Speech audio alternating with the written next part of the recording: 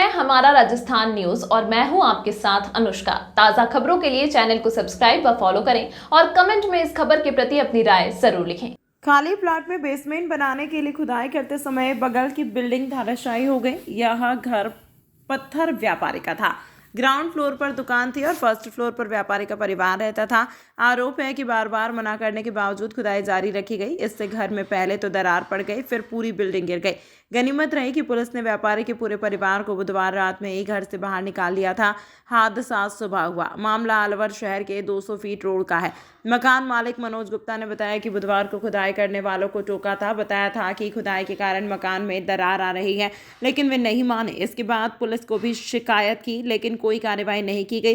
Plot Manohar Lal नाम के व्यक्ति का है। उसके प्लाट का एरिया 20 फीट चौड़ा और 55 फीट लंबा है। प्लाट पर बेसमेंट बनाने के लिए खोदने का काम चल रहा था। गुरुवार सुबह करीब 7 बजे मेरा पूरा मकान जमींदोज हो गया। अब मकान की जगह मलबा पड़ा है।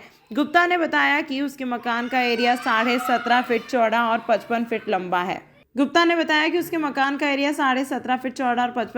है। बिल्डिंग के पहले फ्लोर पर परिवार रहता है। नीचे मार्बल व कातला पट्टी की दुकान है। बुधवार शाम 6 बजे बच्चों ने बताया था कि घर की दीवारों से हल्की आवाज आई है। छत पर जाकर देखा तो मकान भी दीवारों में दरार आ गई थी। दीवार हल्की टेढ़ी भी हो गई थी। मकान गिरने की आशंका को देखते हुए पत्नी सीमा और बेटी मुस्कान, सृष्टि और बेटा नमन को लेकर बाहर आ गया था।